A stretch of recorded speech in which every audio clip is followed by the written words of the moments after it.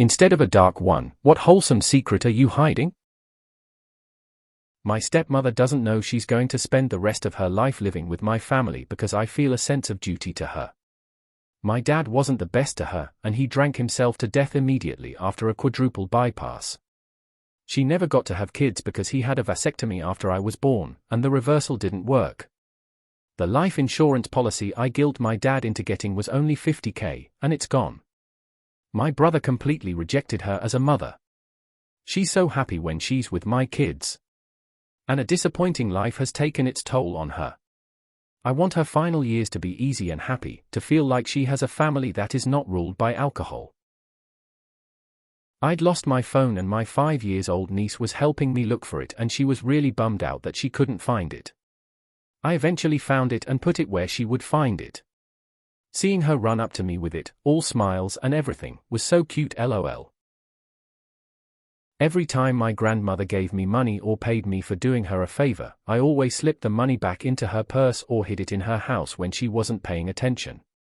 Sometimes when I had no choice but to leave with it, I'd trade it for smaller bills and hide it next time I visited. She never knew. There were a lot of times we'd be talking over the phone or something and she'd get excited because she found monies. It's nothing special, but it's something that makes me happy. And I know she's happy giving money when she can, so it's a win-win. You'll better not tell her either.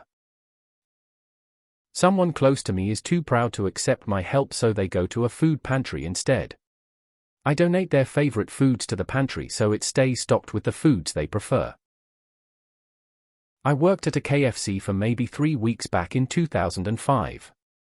I came out the back door one night after closing the place down to find several homeless guys huddled around the dumpster, digging through it to find the excess food we'd thrown out. That was some haunting shit, so for the rest of the short time I worked there, our excess food didn't go in the dumpster. I just left it on the back step. Fucking Colonel Sanders could afford to take the hit so those poor bastards could eat a halfway decent meal without having to dig through garbage for it. I pretended to get extra groceries delivered that I didn't order so my friends who were short on money would take it and not feel guilty. I buy hundreds of pounds of birdseed every year and keep all the bird feeders in the windows of the residence rooms of our nursing home full. They all love watching the birds and think the facility provides it. I often forget basic things so my parents still feel like I need them in a small way. They are just becoming empty nesters and I can tell it was hard on them. Every so often I'll call Ma and ask for something silly like a recipe or who to call for an appointment, same with my old man. I call often about car questions and things like that. I don't ever want them to feel like they are without value simply because we moved on with our lives. Anytime either of my kids has a school field trip, I anonymously pay for a student that wouldn't otherwise go due to financial reasons. I was always that kid, sitting in a strange class because my class was off doing something else. It sucked. I got a girl in my class who was my friend a Valentine's card who never got any attention from guys. I never liked her in that way but wanted her to be happy. No joke, she seemed to develop more confidence from that day and got a boyfriend a year later, then got married a bit after that and is really happy. I even heard her talking about it one day in a group setting and how happy it made her, and I had to stay really quiet because I wanted it to stay special for her. Whenever I go shop for my mom I always just reduce the price of it all so she sends me less money when I get back. And other times I'll just buy stuff I know we need that she hasn't noticed yet so she doesn't have to. I lose cash everywhere. Friends' places, gently tucked into the booth at restaurants, just on the floor in a public place. I lightly believe in karma, and while it started ironically, I now full-heartedly believe that when I lose a few bucks here and there, then that money goes to the person who deserves it. It's one of the few things I have thought of that has little to no chance of being caught for it. I also do the same with myself. I intentionally forget cash in my jacket pockets, then it's a nice surprise later in life. I paid for my sister's family to join the full extended family at Disneyland last year and none of the extended family knows. She works her butt off, but was a teen mom who never got a college education and ran into some other problems late in life. She has rebuilt her life, but doesn't make a lot. It made me so happy to have her family there.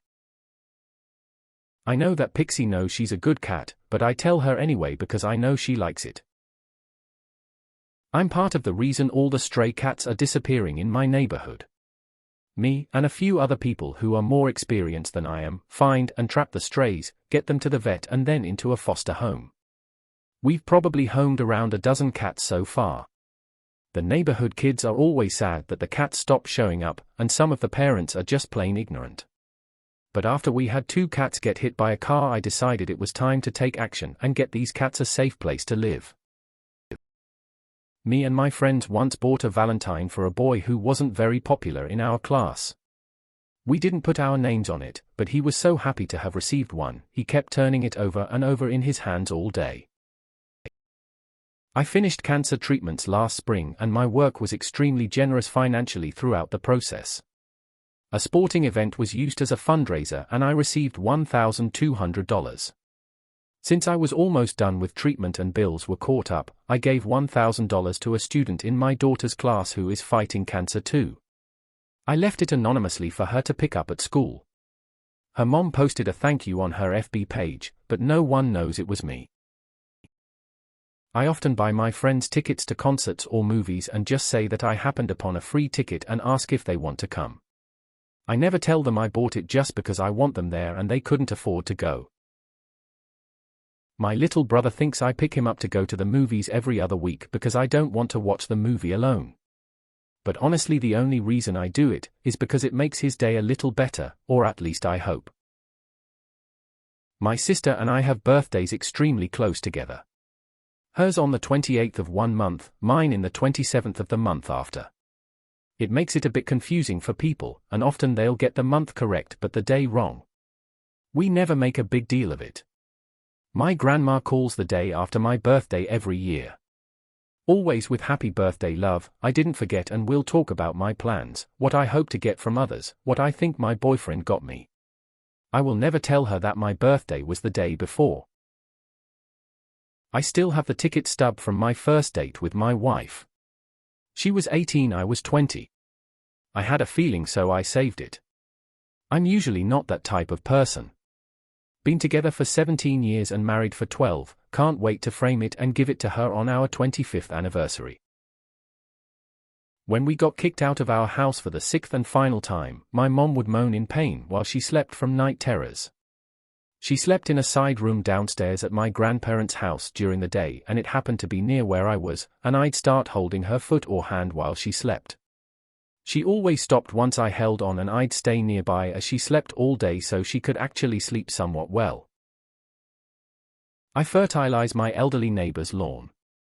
He'll ask me to pick some fertilizer up next time I am at the hardware store. If I only need a 1 bag and he needs 1 bag, I just tell him I bought too big a bag and have extra, so then I fertilize both out lawns in one outing. Sometimes I tell him it is a 2-for-1 sale, clearance sale, or my brother had a spare bag. He hasn't had to pay for fertilizer in 7 years. I do hope I am not that obsessed with my weeds in my 80s though.